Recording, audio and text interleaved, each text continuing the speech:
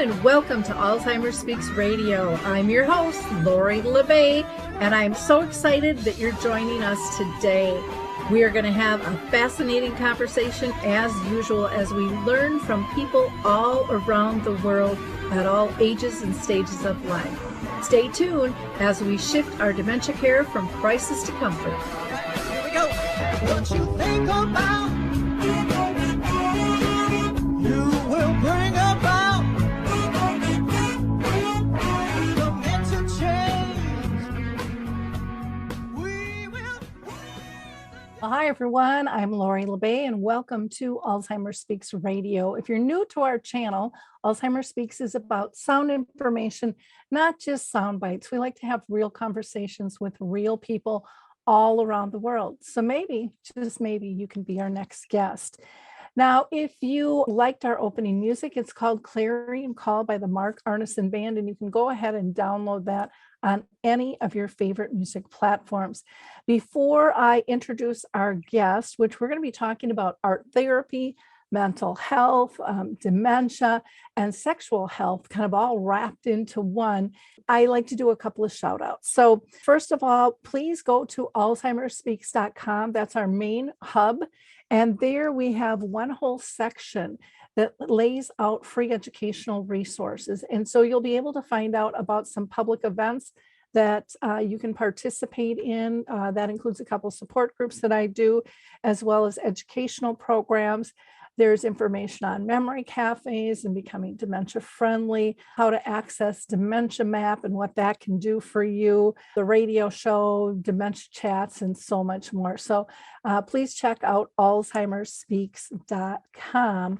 We are going to hear from the Adaptive Equipment and Caregiving Corner, and then we're going to be right back with our guest. I love the footbar walker, and let me tell you why. It is the option for my toolbox that I've been waiting for.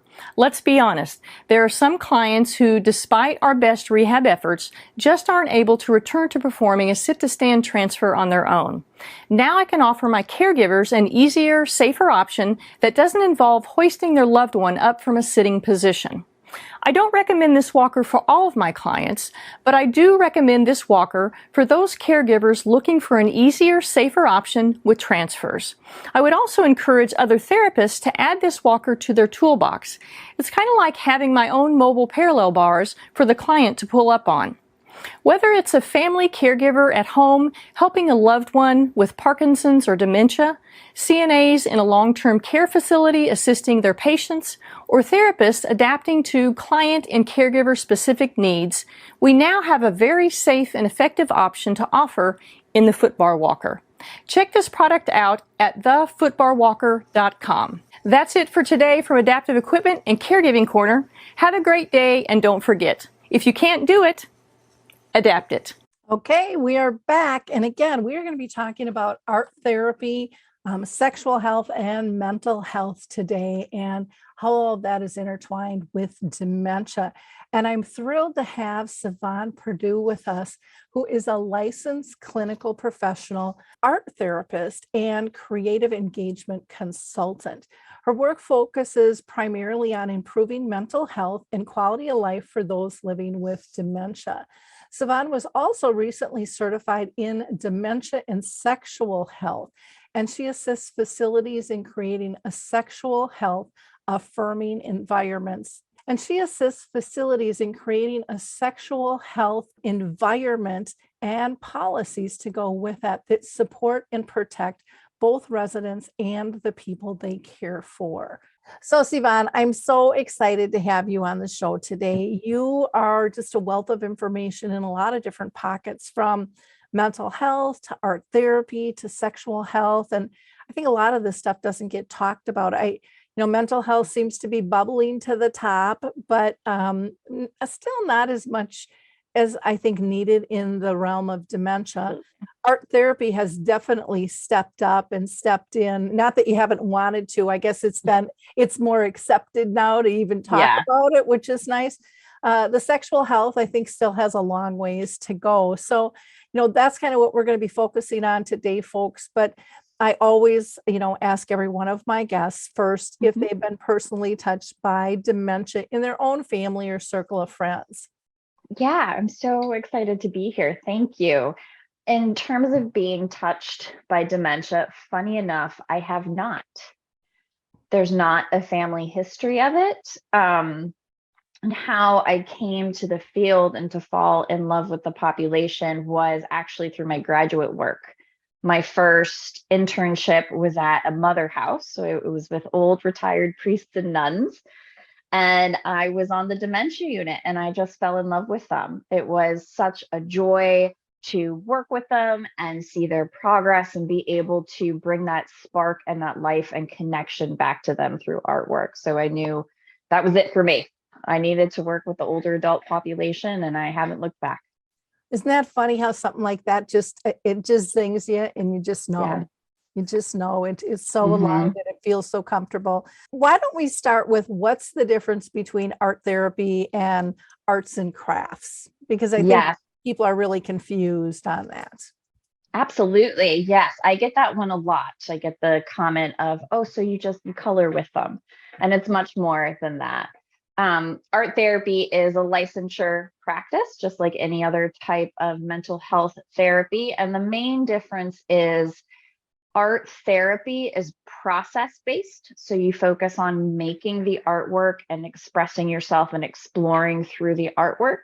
Whereas arts and crafts, even just a painting class, is more about the finished product. You're going for everybody's trying to make the same wreath or a certain type of painting. Whereas with art therapy, it doesn't matter what it looks like. It can, most often it's abstract or symbolic, but we're really focused on using the materials as another means of communication to express what's going on internally. That's sometimes hard to find words for. Yeah. Well, and I find it interesting because I think, there's that saying, art's in the eye of the beholder, and everyone I think thinks of art in general, if it's crafty or not, Mhm. as an expression. But yet to me, there's a big difference. Like you said, art therapy, you're in a safe realm to express. You're not worried about judgment. Where Mhm. arts and crafts, and I mean, you can ask pretty much any adult, and they're looking over their shoulder, wondering what everyone else is thinking Yes, of their that piece. comparison. Yeah. Mhm. Versus children don't typically have that as much, and they're freer because they haven't been Yeah. taught that people are going to be judging them and things. And so I think that there's a really big difference Mhm. in the approach and in the safety mode of what's being done. It just seems I don't know what I've seen, just so pure. And not that an Yeah. arts and crafts thing can't be, but with therapy, I think it's more directed and protected. I don't know if that's a good Yeah, way to yeah, say it. absolutely. I think both have their value. Mhm. Um, and a lot of the time, your comment about kids is usually, and you'll notice too, in a long-term facility, someone will invite someone to a craft or art group, right? And Mhm. people, I'm not creative. I don't do that. I can't do artwork. I can't draw, right? There's that immediate block there because at some point when they were 9 years old and we started weeding people out, they were either told they were good at art or they weren't. And so they internalized that and held on to it. And so you won't get the same type of participation. Whereas if you move forward, even just for a process focused group and make it more playful, Mhm. people are more likely to engage because that inner critic, that worry about judgment is taken out of the equation, which is so important. And so then you're getting all these other benefits of creating artwork. And then if you have a specific art therapy geared group that might be towards processing a certain aspect, whether it's a depression group or a group of folks who have just transitioned to long-term care or the loss of a spouse, then you're really channeling your emotions and your experience into this piece guided by an art therapist who's there to hold that space for you. Okay. Well, and Yeah. it's interesting when you, use that example of 9 years old, when we start feeling that judgment. I remember during COVID, a bunch of girlfriends who I'm in my 60s now, but I've known them since I was 20. And we would get together on Zoom, and a couple of them started painting online. And one joked in, she was doing some etching and things and said, I was told it was high school or junior high, she had no aptitude for art at all. Mhm. Her work was beautiful, but she was doing it alone. It was online. And she surprised herself because she believed that all these years that Yeah. she couldn't. And I think we all have to realize how important our words are and how Mhm. they can stunt other people's growth and get them believing that they can't, when I'm a firm believer we need to be encouraging everybody that they can, Absolutely. with that. Yeah. Now, one question I know a lot of people have is, does someone need to have an art background to engage in art therapy? Or, can anybody participate in this?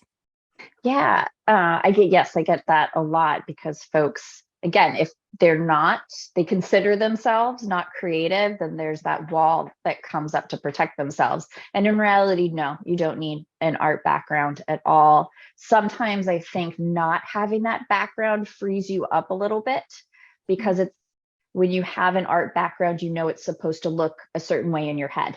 And so then you get stuck in that perfectionism piece Mhm. of making it look the way you want it. Whereas if you don't, then you're more willing to be open and again, go for that playfulness to just explore and laugh and you learn the materials. That's something I love doing, is introducing people to materials and showing them how to use them. And show like etching's fantastic, right? A lot of people don't get experience with etching, which is amazing, but it's such a fun medium. And so being able to kind of broaden their world as to things that they can do, and then hopefully they can take that and transition out into their own lives to start integrating the artwork or the creativity into it in different ways. I think it's interesting when you said, sometimes it's better if they don't because they Mhm. are freer. And I kind of relate that to even people in different businesses hiring staff. I'd rather have somebody raw and inexperienced that I can mold versus Yeah. I have to get them to unthink some of their beliefs, Mhm. in order to fit in with our philosophy. And Yeah. again, um, just getting to the core purpose of self-expression is what, Mhm. in my mind, what art is all about, Mhm. and getting to feel that. Um, Very interesting. So, art therapy, what does that look like? Is it on a one-to-one? Is it in a group setting? Can it be both? How does that flow? Yeah, it can be both, which is great. One thing I love about art therapy is it adapts to where the person is, however they show up that day. So if I'm doing a one-to-one session, and often I will go to the person's home or the facility to work with them, and I bring all the materials, and then we sit together and we create and talk if we want to talk or not talk at all, whatever comes up and wherever they are. And then I also run groups, so it can absolutely be helpful in group formats. It's used a lot, group format, in addictions counseling, substance abuse. Teenagers do really well with that group. There's such a benefit to having and being in a group, to be with others who are also struggling with the same thing you are, and having that peer support with it. So it can be adapted to wherever, which is fantastic. Do you ever do programs for people living with dementia and their care partners? Because one of the reasons I ask is a lot of times, Yeah. um, different groups will have an activity. And Mhm. what I have heard, even like when I launched my memory cafe, they're like, we'd rather not have an activity because in a lot of these groups, the activity is not done by the person with dementia. It ends up being done by the care partner. And the Mhm. care partner's like, I don't really need this. I don't feel like my loved one is benefiting from this. And Mhm. so to them, it was just busy work. But to Yeah. really be able to engage both, freely, Mhm. do you do groups like that, or just kind of family time with things like that? Yeah, absolutely. I think it's a wonderful way for care partners or even care professionals who are working closely with someone living with dementia to connect and be able to sit and have meaningful engagement with each other with no pressure. So whether it's and that's the switch, right? Or the reframe is if we give an activity, right, that it's supposed to look like something, we mail them a kit that's dependent on their ability, what they can do, how much help they need that day. And so, yes, a lot of the times the care partner will end up doing it and there's not much benefit. Whereas if you just give them even crayons, right? It doesn't have to be super fancy. I love watercolor. That's my favorite because it's so expressive. And I find people engage with it really well, but it's whatever you have at hand and you just set up the materials in the paper and you can put on some music and just go and see what comes up and really embrace the idea that it's not supposed to look like anything. We're just here playing and seeing what happens and then talking about the artwork as it comes up and the memories happen and it triggers so that you get that connection, which is so important. Yeah, I started a group called Dementia in the Arts, and I talk with people around the world and they show their artwork. It's incredible. I mean, some of these guys should be commissioned. I mean, it's unbelievable. And like one guy said, oh, you know, I can't use my tools anymore because it's not safe for him. So they went and bought a 3D printer and he's like, yeah, you're supposed to put it together in like 2 to 3 hours. He said it took me probably 2 to 3 days. But now he is building all these things with this 3D printer. I love it. And how they adapt to, you know, I used to be able to do it this way. Now I can't, but I'm still using the same medium. And they share all their kind of tips and tricks. And it's amazing. And it's so uplifting to see all this beauty come out. And what they all say, which I think gets to kind of your mental health portion, is how calming it is. You know, most of them aren't feeling stressed out like a lot of us feel stressed out when we have to do this project and we know people are looking at us, judging us. But a lot of people with dementia, kind of the ego's left the building and they just don't really care about that stuff anymore. They're not on high alert. They just really get in the zone. And you know, even like coloring and, you know, if it's with colored pencil or color crayons, whatever it is, they can just get lost, they say, for 2 to 3 hours. And it just levels them out. It reduces their stress. It brings them calmness and happiness. And then they have a product at the end, finished or not, but they get to see their accomplishment. And and then they share it with others a lot of times on social media. And so then they get the kudos that way. And it's very inspiring. And I think so often what I've seen over the years is a lot of communities think, well, that's childish. You know, that type of activity is childish. And it's like, if it's at their level and they're getting enjoyment, what's your point? I don't know. Maybe you have a different take on that. Yeah, I think there's a difference between age appropriate or dementia appropriate, right? Stage appropriate and childish, right? So working with our hands is so important, right? Creating things, we are meant to do it. And actually, if we engage and get in the flow for at least 15 minutes, we release dopamine into our brain. So it naturally, we get those good chemicals in our brain that make us feel better, which is so important. And so coloring's fantastic, right? You're not going to be getting them Dora the Explorer coloring books or kids coloring books. You're going to get them adult ones, or they do make these wonderful ones that are on a larger scale, because I can't even do those adult ones with all the little tiny minute details, so that they can engage in it and feel accomplished and see it. And it's age appropriate to where they are, right? It's different. Another one I hear, and this has nothing to do with art, but using baby dolls, right? Well, they're not a child. Why are they doing baby dolls? Well, it's age appropriate because you're not giving them childish objects, right? They're realistic. You get an actual bassinet. You don't get the toy baby dolls things with it, the strollers. You get the real things that you would use in real life, and it transforms it to something that is stage appropriate or age appropriate to where they are. Yeah, so they're a parent or a grandparent, you know, engaging with a small child. I think one of the things too with communities that I've seen and I've heard from like activities directors is, I can't afford to do age appropriate coloring because they won't give it to me to spend in my budget because they still don't feel that it is appropriate for Mhm. any type of coloring. And so some of them do go to the dollar store and get things that are really simplistic, especially for holidays and stuff. And what they say is, the residents don't seem to mind it at all. They still enjoy participating and decorating, but sometimes management and looks down on that and is embarrassed and no, you can't hang that up. And it's like, but if they're prideful, Yeah. why aren't you? Mhm. Why aren't we educating the public on what's really going on here? Right. With Yeah. Or if this isn't meeting your standards of putting up, then Mhm. why don't you increase my budget Yeah, so then I can get the things that are on a higher level that would meet the standards to yeah, whatever. Mhm. engage. Yeah.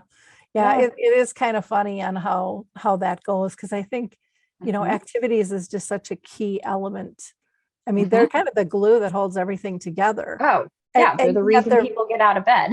yeah, and yet they seem Yeah, to be really underrated and 100%. under-supported. Yeah. So, for people with dementia, do you see a difference in terms of how they participate in art therapy versus, a different type of an adult, who might be dealing with grief or might be dealing with addiction or Mhm. who might not admit to having any issues?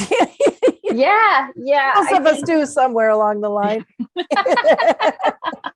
right, and then the picture tells it all. Yep. Um, no, I'm just kidding.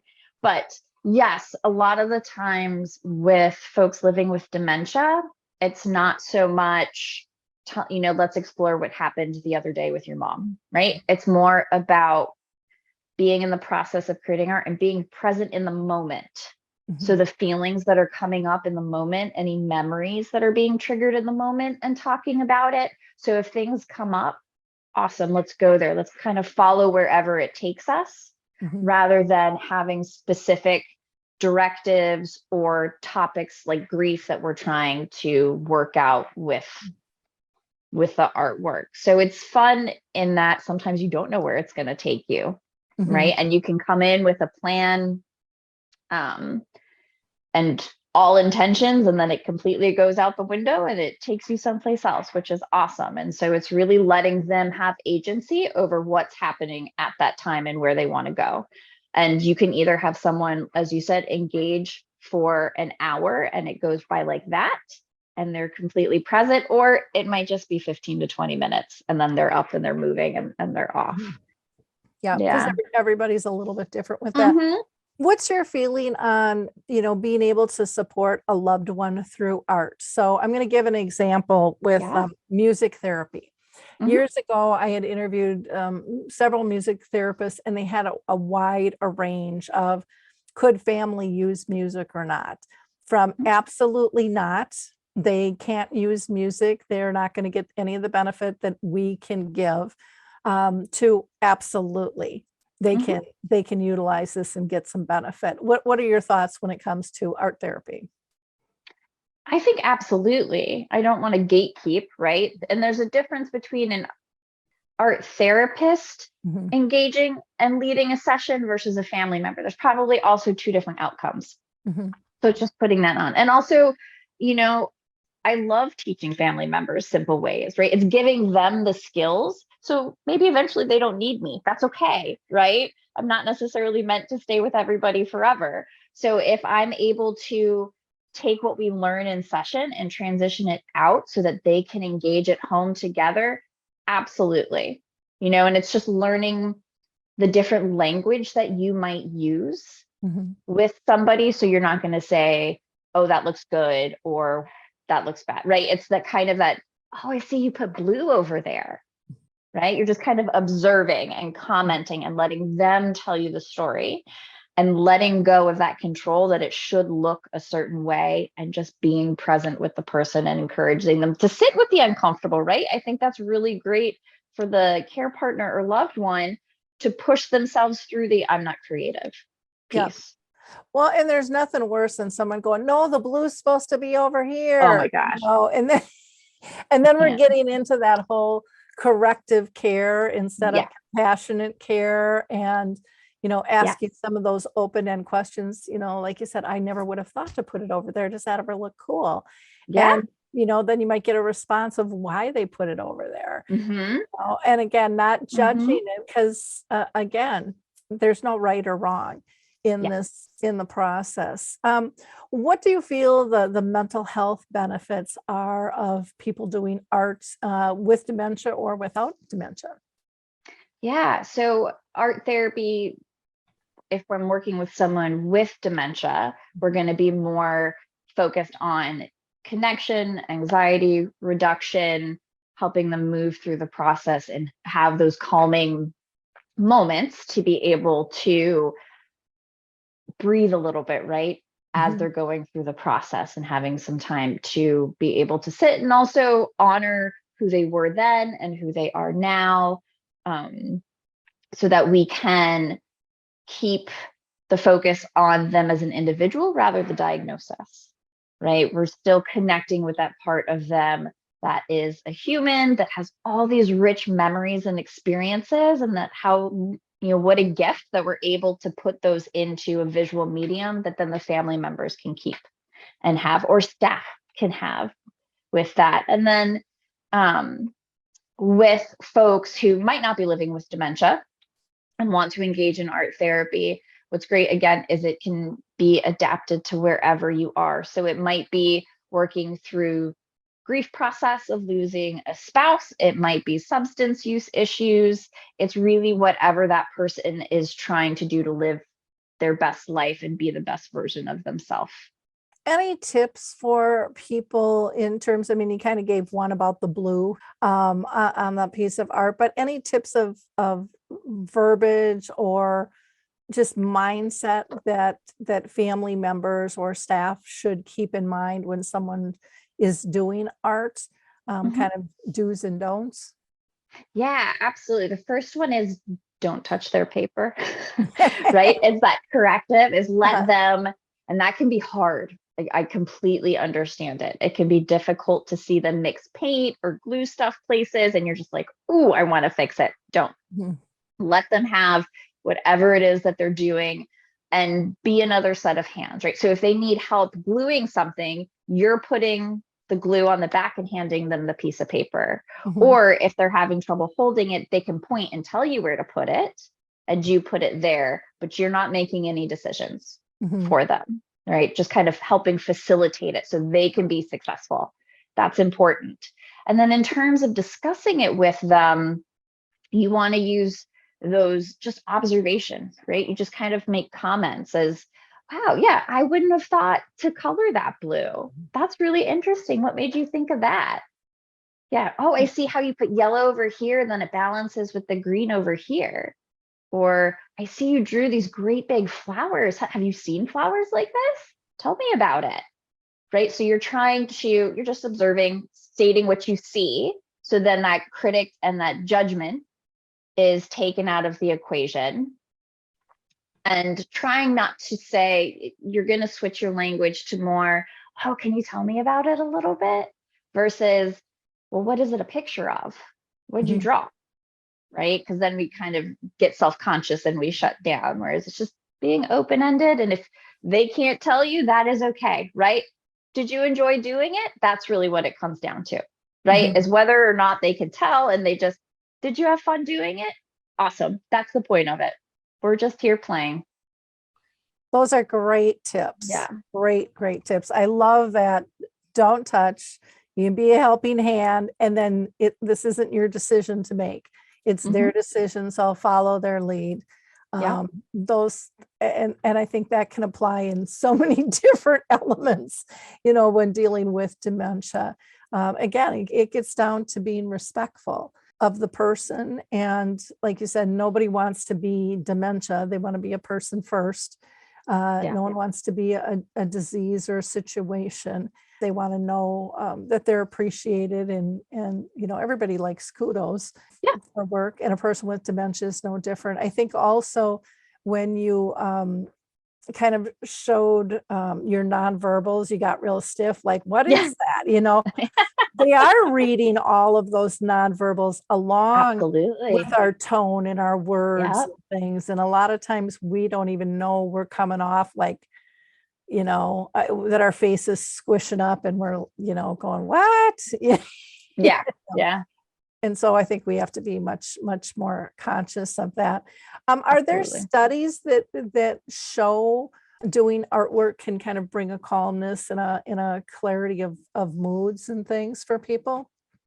Yes, there's absolutely been some studies shown about introducing or using specific art interventions or art processes on dementia units or with the population. Unfortunately, not as much as other populations. Let's say it's still a field that really could benefit for some research and targeted types of studies. But in general, as I mentioned, when we do things, when we create with our hands, it naturally releases those really great hormones into our brain that help lift our mood and are kind of the natural antidepressant.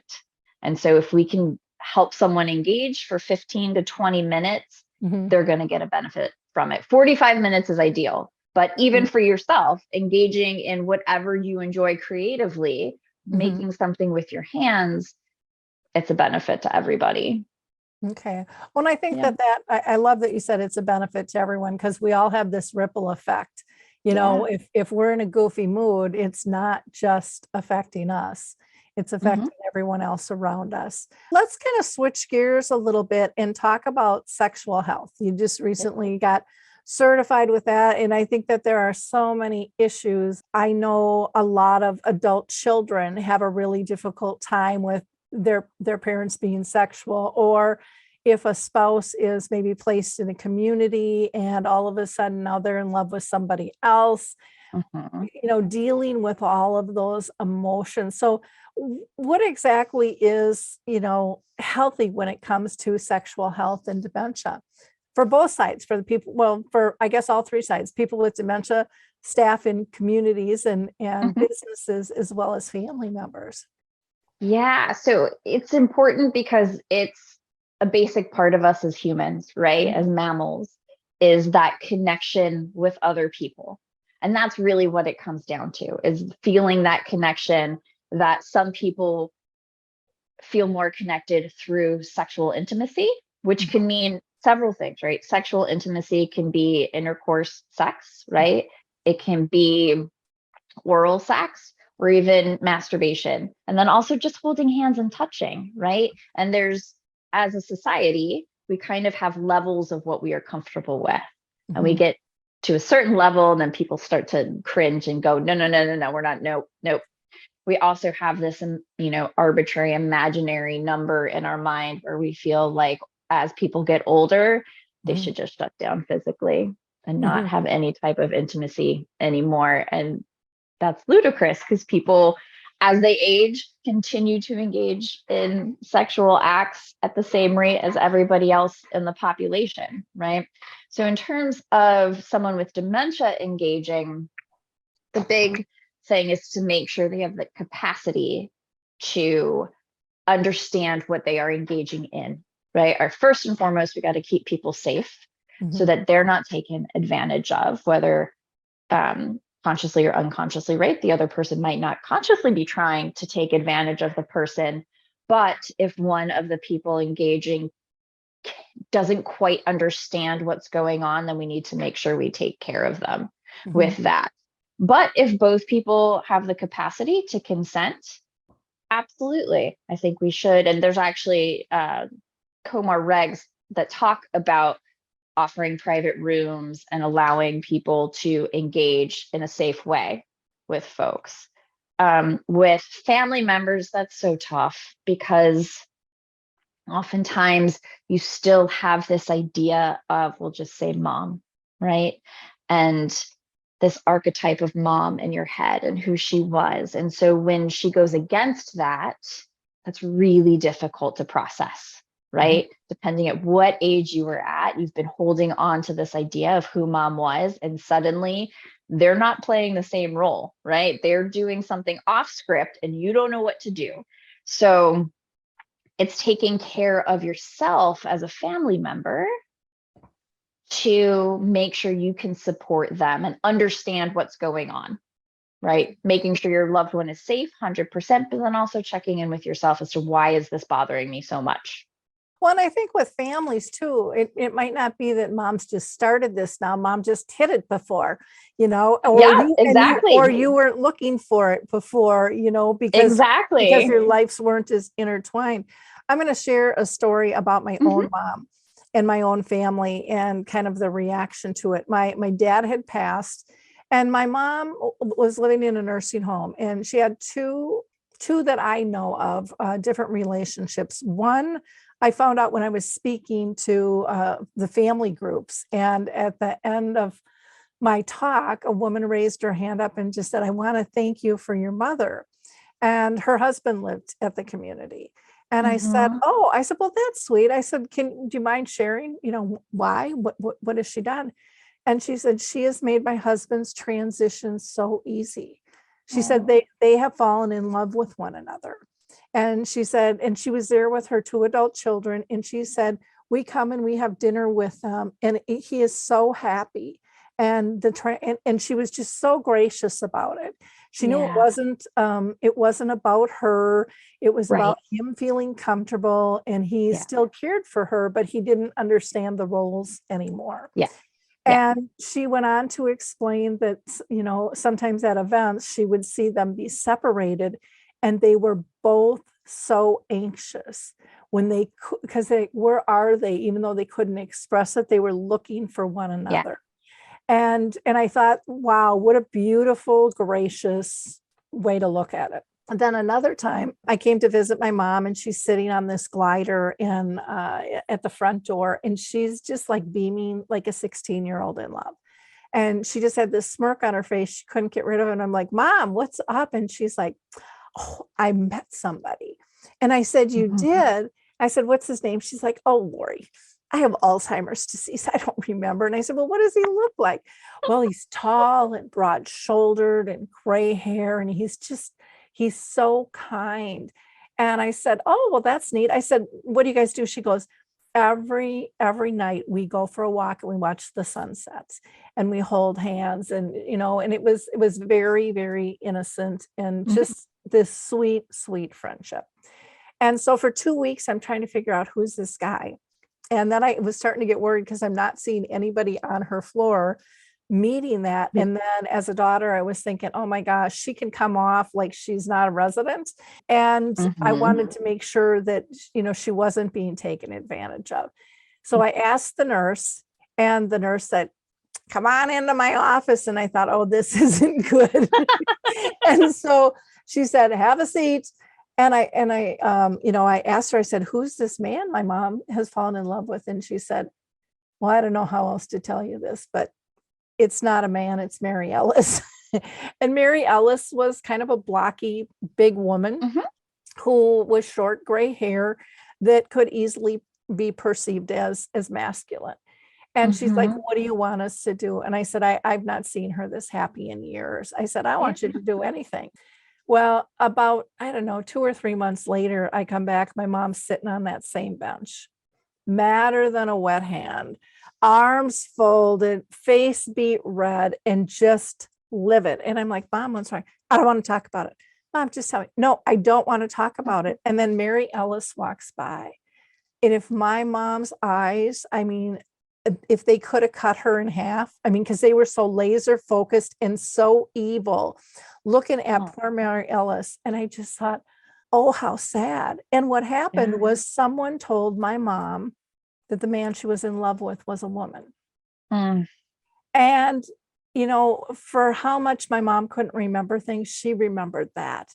She remembered she was Catholic, that was against her religion. And she was upset and held that kind of grudge. It was 2 or 3 months where she, and to this day, I don't know if it was a staff member. I kind of think it might have been one of my brothers who was uncomfortable with it. Yeah. And no one will admit to anything, but somebody told her. Yeah. So, I suppose it could have been another resident too, who knows? But I Mhm. just thought I was so upset because they didn't have that right to take her joy. Yeah. And she was so joyful and peaceful. And, she'd been through a lot. She'd lost her husband. She's been living with dementia for years. Nobody had that right to take that, in my opinion, to take that away from Absolutely. her. And I nobody think was getting hurt exactly. until she was told that. And Yeah. now my mom is hurt. Mary Ellis is feeling horrible and Yeah. shunned, and it wasn't Yeah. good for anybody with Mhm. that. And so I really encourage people to think, why are you doing what you're doing? We talk about being person-centered, which is a term that I personally don't care for because I think it's overstated and under-delivered. Yeah. I like to say be relationship-based, and Yep. really, if you're caring for somebody with dementia, it's about their comfort first, Yeah. because we can adapt much Exactly. much easier than they can. And Absolutely. when you're talking about simple pleasures, and again, this wasn't, I mean, they weren't jumping in bed together or anything, Yeah. but that could have been, if that would have been their comfort level. But it was just, simple, an arm around, one another, or holding hands, or a little kiss. It's like, what's wrong with feeling loved?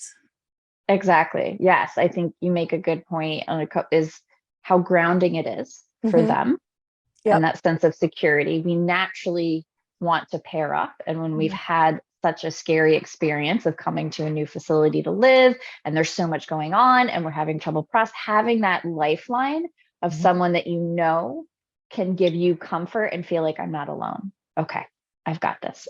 It's all right. And even those wonderful feelings that we had when we were young, right? When we were 16 and we were interested, oh, we're gonna, what a wonderful joy to have. And who is it harming? That's what I come back to a lot.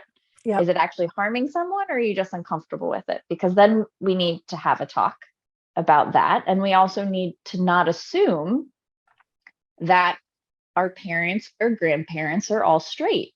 Yep. There's parts of their lives that we don't know about. Mhm.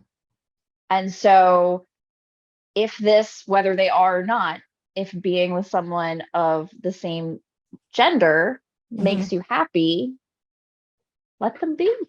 Yep. That's okay. Make it safe for them.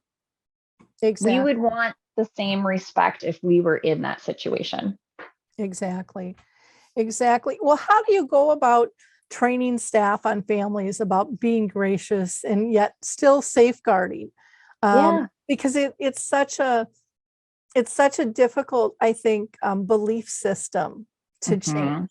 for many, not for all, but I think for a Yeah. lot. Yeah, absolutely. It challenges our values, Mhm. right? So it's easy to say on the surface, um, right? Like, she's with another woman. Who's it hurting, right? But if you have deep held beliefs, Mhm. religious beliefs or whatnot, or your own shame that you're dealing with in regards to that type of thing, it can be really difficult. What it comes back to is, like you meant, right? Practicing what we preach of, if we are actually a person centered facility, or this is the type of care that we claim that we give, then we need to actually give it. And we need to have policies in place that help us know what to do, right? That's where you protect your staff and empower them, is helping them understand why this happens, right? Why people might pair up, what to do about it, how to deal with family members that might be unhappy about it, so that you can best support the resident, because that's what you're there for, is to Mhm. help them live the fullest life they can in this final chapter of their life, however long that might be. And so it's administration providing training, but also support for their staff, right? And understanding that all kinds of people come and they have the best intentions and want to work with this population and really deeply care about them. But sometimes we have to set our own beliefs to the side, Mhm. because this is about them. When you go home, you can do whatever feels right in your home. And again, you would want the same respect, whether it be religion or relationships or type of clothes you wear, if you were in that situation. Mhm. Oh, exactly. It is just such a complicated one, and now we're in Yeah, it such is. a kind of a volatile era of society of right or wrong and beliefs. I mean, there's like no middle ground Mhm. in so many areas. So I Very think that's polarized. Yeah. complicated things even more. What about, and some people might cringe at this, but I mean, I've read articles about senior communities and STDs are just kind of run Yeah. rampant because, well, we don't have to worry about being pregnant anymore. Exactly. And So there's it goes. and there's this freedom, and people are kind of shocked at that. But when you're dealing Yeah. with dementia, how do you work with that? How do you know? How do you protect them sexually Mhm. from something like that happening? Yeah, I think it's normalizing it, right? When that person comes in, whether they have dementia or they're just coming to live in long-term care, is normalizing that aspect of the person to Mhm. talk about sexual health and sexual history and partners. And it's part of their medical history, whether or not they have an STD or need, whatnot, and if it needs to be treated. And that doesn't mean you go out and tell, but I think that's part of the communication of when you start with a new partner, you should communicate Mhm. if you have an infection or something that might impact somebody else. So again, being supportive, offering condoms, and reminding people it might have been, especially if they've been with the same person for 50 years, right? They probably haven't had to put a condom on someone for a long time, Yep. right? So reteaching those skills and taking the shame out of it so Mhm. people feel comfortable asking questions and Mhm. asking for help if they think they might have caught something or something doesn't feel right, or they might need lube to make it more comfortable, or whatever that person might need is to help them reach it with as much dignity as possible. Mhm. Well, you've Yeah. touched on a lot of areas that I'm sure some people are squirming in their Yeah. chairs going, how do we do, as much as they don't want it with our little kids in school, it's like now my parents are going through this and Right. Yeah. things. I have to have the talk with mom. Yeah. Yeah, yeah. So it's interesting, but I think it really is necessary, for people to live with quality of life, and Mhm. no aspect of our life should be an embarrassment or hidden. I mean, we should be able to be free, um, Absolutely. as long as it's not harming anybody else. Exactly. And that Yes. would, And yeah. it's happening whether we admit it or not. So we might as well be proactive Mhm, and be supportive to make sure people are as safe as possible if mhm. it's going to happen anyway. Yep. So So, what happens if someone feels another person is taking advantage of a person with dementia? Let's talk about that. yeah. Yeah. Now what do we Absolutely. do? Yeah. Yep. So it's important to then go to staff. So you're going to talk to your facility social worker probably first so that they can do assessments. And this is why it's also super important to have a sexual health policy at your facility so that you can better protect your residents, your staff, the family members, and then the facility as a whole, right? To make sure that you're in line with everything so that you can then put the proper procedures and balls rolling right into place. I'm Mhm, mixing metaphors here. Um, so that you can see, does this person have the capacity to mhm, consent to what's going on? And if not, then how do we then adjust things so that we keep this person safe as possible? And then mhm, if they do, okay, then we need to process that they do, but we also need to recognize that, especially with someone with dementia, is keeping an eye on it because some days are better than others, mhm, right? And some days they might be more cognizant of, yes, I am freely consenting to this, and other days they might not. So really training staff to observe what's going on. And like you said, the nonverbal body cues or kind of facial expressions to see, if Joe is leading Judy by the hand down the hall, does Judy really look into it? mhm, Or is she just kind of going along with it? And do I need to kind of redirect to something mhm. else? Yeah. Okay. Okay. And every now and then, we'll hear where staff has taken advantage of somebody. What's the reporting system like for that then? Is that Mhm. police right away, or does it go through the It system? is. Mhm. It's police right away, because we are mandated reporters, which means there are certain things that we have to, by law, social workers are one of them, by law, to report to the state, which then swings investigation Mhm. in, to start that up. So yes, absolutely.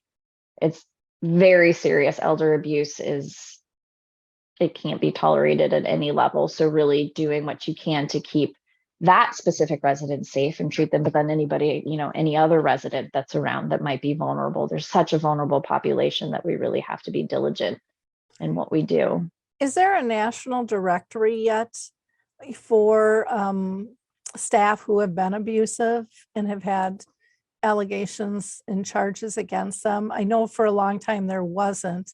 And I heard talk that there, was one being developed, but right now I can't honestly say if I know if there is one. Nothing's coming to mind. That doesn't mean that it's not there. I am not personally quite sure if that would count as sexual offender Mhm. status.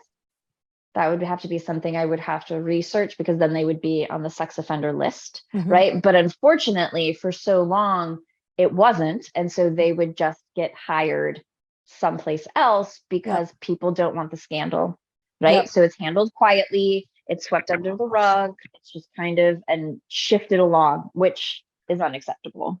Yep. Yeah. Yeah. Well, gosh, what an interesting Yeah. conversation with you today. Is there anything that we didn't cover that we should make sure our listeners know about, other than contact information? I definitely want to get all of that. Yeah. Yeah. Nope. I think we did quite a spectrum of things today. So I think that's great. Yeah. In terms of contacting me, folks can reach me basically on all the social medias at Sivan Perdue, which is just my name. And then in terms of art therapy, if they have questions about working with me, I'm licensed in Delaware and Maryland. So I practice art therapy there, and they can reach me at my art therapy site, which is PerdueArtTherapy.com. And my consulting site, if they're interested in caregiver support and coaching with dealing with behaviors, facilities that are looking for help with sexual health policies or consulting with that, or just consulting on dementia and behaviors, I am happy to do that as well. And that's at SivanPerdue.com. Wonderful. Yeah. And you have an email list that they can join as well. So if you want to get updates from her, please do that. And then you also have an ebook, Depression and Dementia, then people can get as well. And I've got a link to that. Mhm. So Yeah. wonderful. Well, thank you so much. Just like I said, this has just been a fascinating conversation. I know it'll help many, and I really Good. appreciate your time today. So thank you. Absolutely. You're very welcome. I've enjoyed it. Great. And to our listeners, I hope you like, click, and share all of this conversation. I mean, like I said, we covered a lot, from art therapy to mental health to sexual health. Pass this along. These are things people have to talk about.